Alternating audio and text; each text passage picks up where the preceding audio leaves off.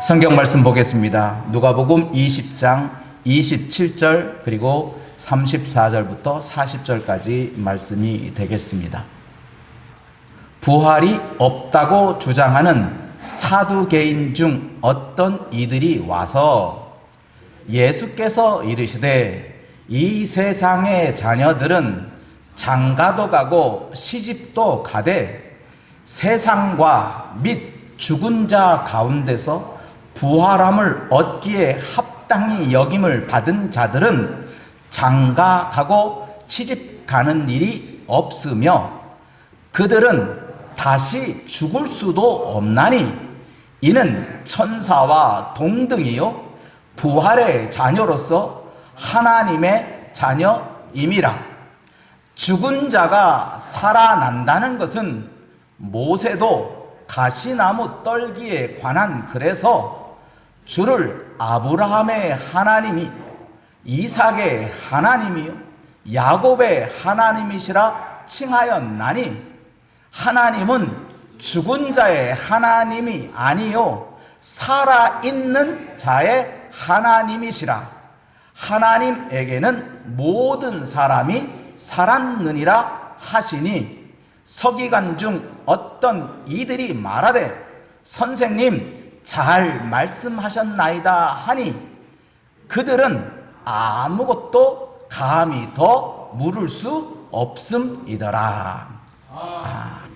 우리 하나님에 대해서 계속 보고 있는 가운데 하나님은 어떤 분이시냐, 하나님이 누구냐, 하나님은 어떤 일을 하시냐 하는 부분을 계속 살펴보고 있는 가운데 하나님은 어떤 하나님이라고요? 살아있는 자의 하나님이라는 거예요. 죽은 자의 하나님은 아니다는 거예요.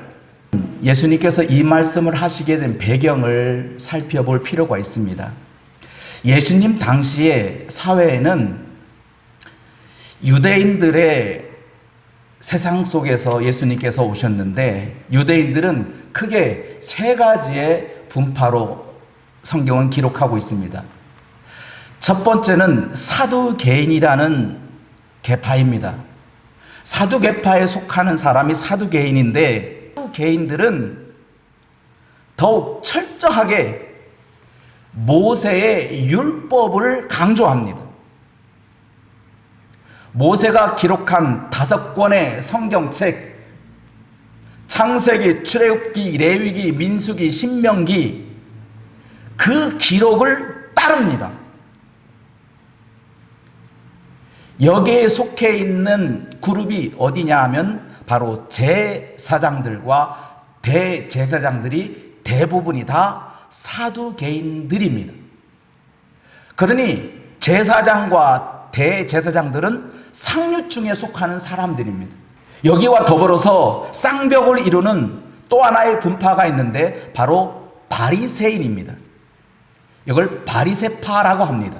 이 바리새파 사람들은 모세 오경뿐만 아니라 과거로부터 유대인들로부터 전해져 내려오는 그러한 구습들을 따릅니다.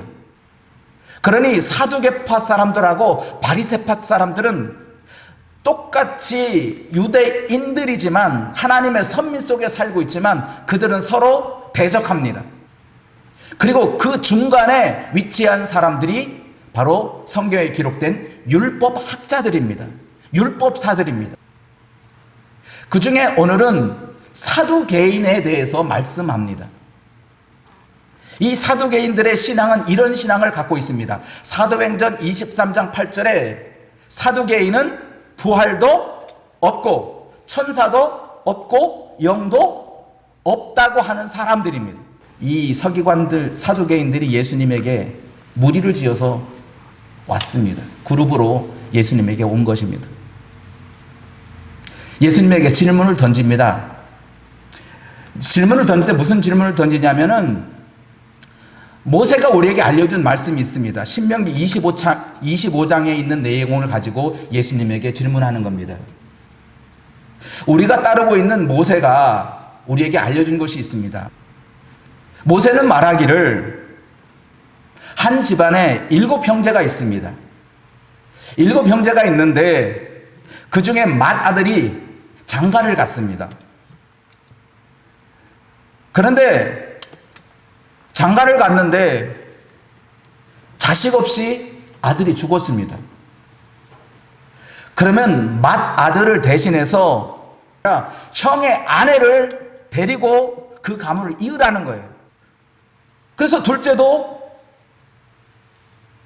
형의 아내와 가문을 잇기 위해서 가정을 이루었습니다. 그런데 둘째도 자식 없이 죽었어요. 셋째도, 넷째도, 다섯째도, 여섯째도, 일곱째도 가문의 대를 잇기 위해서 형의 아내와 결혼했는데 다 자식 없이 죽었습니다. 7명이 다 한 여자의 남편이 됐는데, 그럼 다시 살아난다면, 부활이 있다면 도대체 몇째 아내여야 됩니까? 몇 번째 아내가 진짜 아내입니까?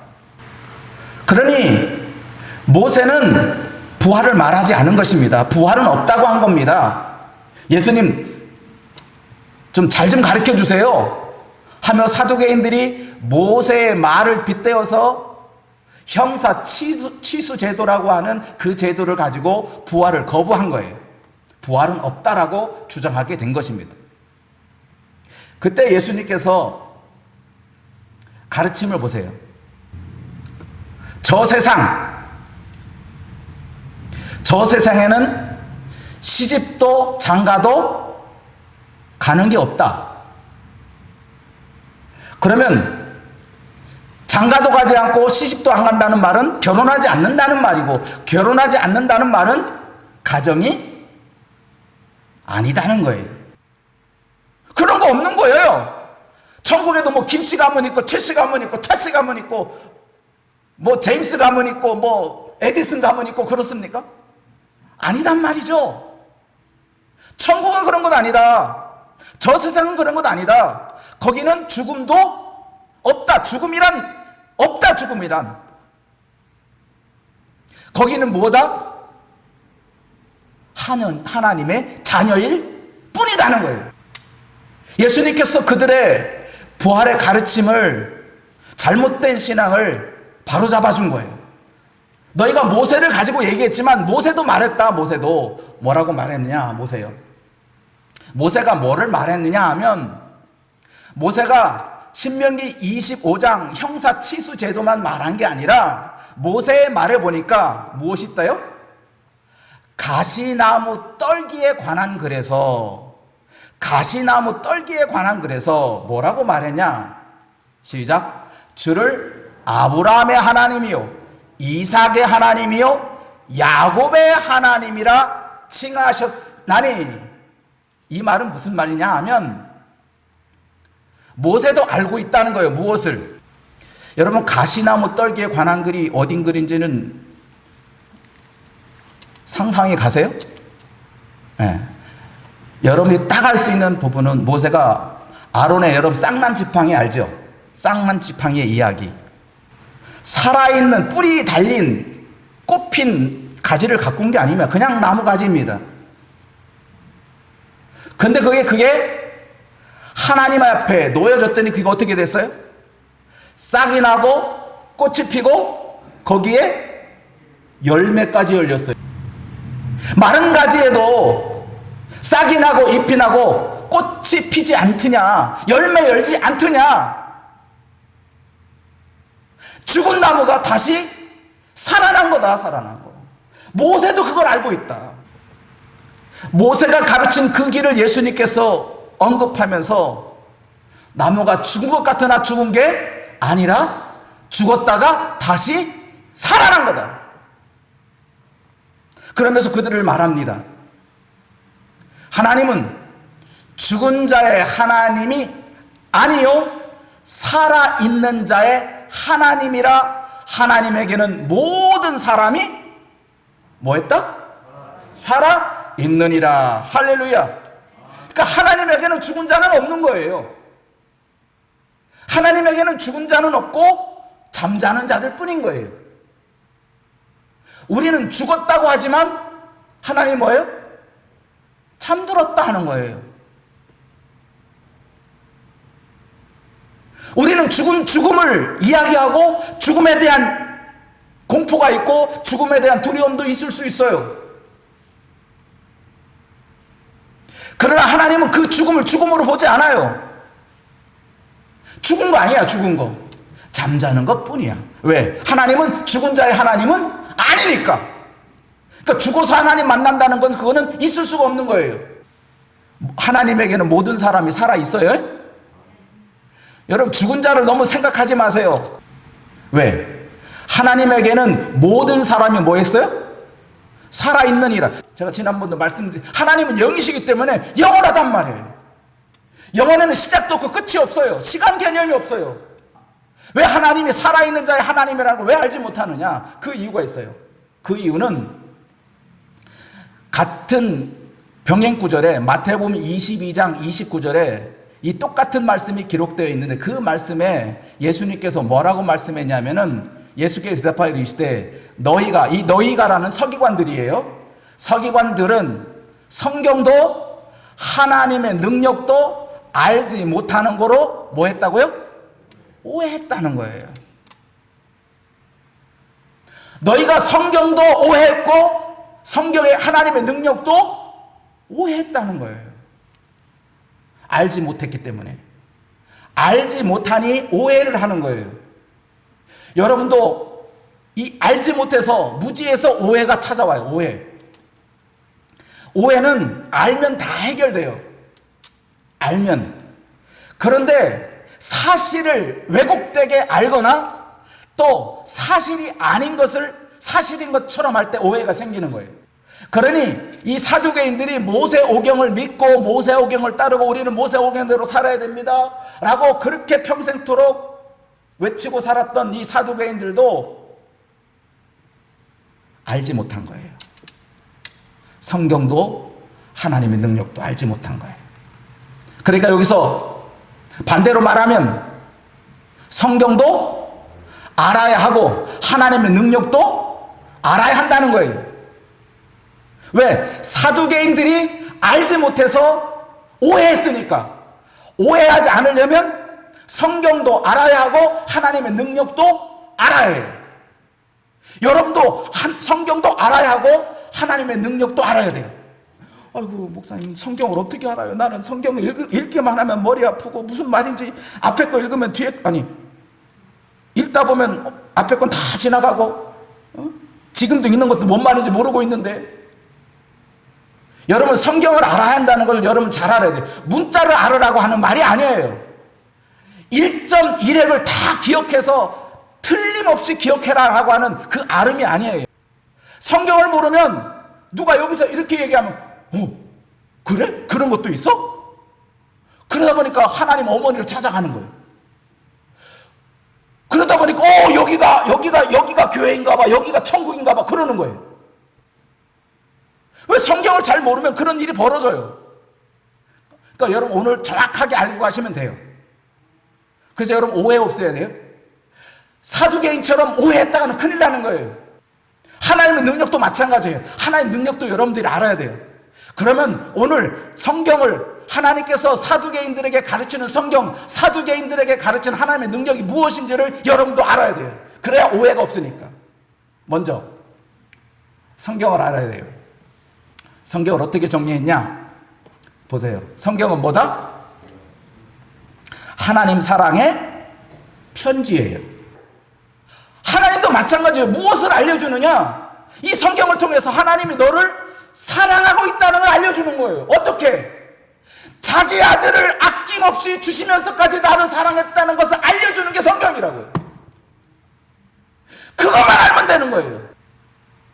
성경은 하나님을 사랑하고 그와 같이 이웃을 사랑하라는 것을 알려주는 하나님의 사랑의 편지란 말이에요. 근데 편지가 어떻게 되어 있는지까지 알아요. 왜? 사랑의 편지를 받은 사람이 너무 많아. 하나님의 사랑의 편지를 받은 사람이 너무나 많다고요. 저도 받은 하나님의 사랑의 편지가 있어요. 하나님을 사랑하신다는 것을 이렇게 보여주셔요. 내가 널 사랑해. 얼마만큼? 야, 너 아버지 죽었지. 아버지가 사랑하는 것보다 내가 너 사랑하는 게 더 많아. 그렇게 보여주시는 거예요. 그러면 하나님이 나에게 이렇게 말씀하셨습니다. 내 아버지가 나를 사랑한 것보다 하나님이 나를 더 사랑한답니다. 그게 하나님의 말씀이다 하고 들이대면 어떡할 거예요? 그 사람에게는 맞는 말이요. 허나 그것이 제한적이에요. 그래서 성경은 공통적으로 뭐라고 했냐? 구약은 39권으로 마무리를 진 거예요. 그리고 신약은 27권으로 탁 카다고리를 만들어 놔서 거기에 더하지도 말고 빼지도 말라고. 누가? 사람이 한 거라고요. 하나님이 내가 66권 준다라고 해서 66권 준 게 아니고, 하나님이 사랑의 편지를 받은 사람들이 다 모아서 해보니, 야, 이 구약의 39권이 이게 하나님의 사랑의 편지인가 보다 하고 회의를 열어서 결정했고, 이것도 신약의 27권도 회의를 열어서 야, 이것으로 끝내자. 하지만 하나님의 사랑의 편지는 오늘 밤에도 가능해요. 그래서 우리는 더 이상 66권으로 컷. 그래서 성경은 기록해 보세요. 구약 39권, 신약 27권, 그것으로 이루어졌다. 근데 이루어진 내용은 뭐다? 하나님이 우리를 사랑하신다는 것을 보여주는 거다. 그러니까 어느 분은 그래요. 이거 구약 말씀 필요 없고 다 신약. 그것도 틀린 말이에요. 왜? 성경은 신약 말씀만 기록된 게 아니거든요. 분명히 성경은 뭐예요? 구약 39권이 있어요. 신약 27권이 있단 말이에요. 그것이 합쳐서 성경이라고요. 그러니까 어느 하나만 가지고 이것이 성경이네라고 말할 수가 없이 구약과 신약을 더불어서 다 성경 말씀이다. 또 하나님의 능력을 알아야 되는데, 하나님의 능력이 무슨 능력이에요? 죽은 나무에도 싹이 나게 하시는 하나님이다. 죽은 나무가지에 뿌리 없고 잎이 없고 아무것도 없이 앙상한 가지 하나인데 거기에 잎이 나고 싹이 나고 꽃이 피고 열매 맺게 하는 것이 하나님이다. 그게 하나님의 능력이. 다만 알 수 있는 거 한 가지. 예수님께서 모세의 가시나무에 관한 것을 말씀하시면서 뭐라고 말씀하셨죠? 하나님은 죽은 자의 하나님이 아니요 살아있는 자의 하나님이시라. 하나님에게는 모든 사람이 살아있느니라. 할렐루야. 그러니까 하나님에게는 뭐예요? 죽음이 없다는 말이야. 우리는 도대체 이해하죠? 우리 아버지 죽었는데, 우리 조상 죽었는데 어떻게? 하나님은 뭐예요? 모든 사람이 살아있대요. 하나님은 영원하단 말이에요. 시작도 없고 시간 개념, 우리는 죽었다 살았다 하는 시간 개념 때문에 그래요. 죽었다 살았다고 하는 시간 개념 때문에. 우리가 시간 개념 속에 없어버리면 죽은 자도 죽은 게 아니고 산 자도 산 게 아니에요. 왜? 살았다고 하는 것이 실상은 죽은 거고 죽었다 하는 것이 사는 것입니다. 그런데 여기서 중요한 핵심의 은혜를 여러분들이 알아야 돼요. 살아있는 자의 하나님이다라고 하는 말씀을 되새기면 무슨 말씀이 되냐? 이런 말씀이 돼요. 자, 봅시다. 하나님을 아는 자가 살아있는 자다. 살아있는 자의 하나님이라는 말은 하나님을 아는 사람에게는 그 사람은 뭐예요? 살아있는 사람이요. 하나님을 알지 못하는 사람에게는 뭐예요? 이미 죽은 거예요. 예수를 보고 주님이라고 부르는 사람은 그 눈이, 그 영혼이 살아서 하나님을 알게 되고 하나님을 믿게 되고 그래서 하나님을 보게 되는 거예요. 그러니 살아있는 자의 하나님이라는 것은 하나님을 알 때 비로소 사람은 살게 되는 거예요. 하나님을 알지 못하면 그는 영원한 지옥불에 떨어지는 거예요. 죽음의 그늘에 떨어지는 거예요. 하나님을 알지 못하면 우리는 죽은 자예요. 왜? 하나님은 죽은 자의 하나님은 아니거든요. 그러니 하나님을 알아가라는 거예요. 하나님을 알라는 거예요. 하나님을 의지하라는 거예요. 하나님을 따르라는 거예요. 그래야만 죽어도 다시 살아요. 무릇 살아서 나를 믿는 자는 죽어도 죽지 않는다. 죽어도 죽지 않는다. 죽어도 죽지 않는다. 그래, 사람들은 죽음으로 보지만 하나님에게는, 영이 살아있는 사람에게는 죽음이란 없다. 왜? 하나님은 죽은 자의 하나님이 아니라 모든 사람이 뭐예요? 살아있다라고 보니까. 하나님을 알도록 하나님 모든 사람에게 하나님을 알 수 있는 지식을 줬단 말이에요. 그런데 하나님을 알지 못하면, 하나님을 알도록 하셨는데 하나님을 알지 못하니 그는 죽은 자와 마찬가지예요. 그래서 영원한 형벌에 빠진다는 거예요. 그러므로 우리가 하나님을 아는 데 있어서 게으르지 말아야 돼요. 하나님을 알 때 비로소 우리는 살은 사람이 됩니다.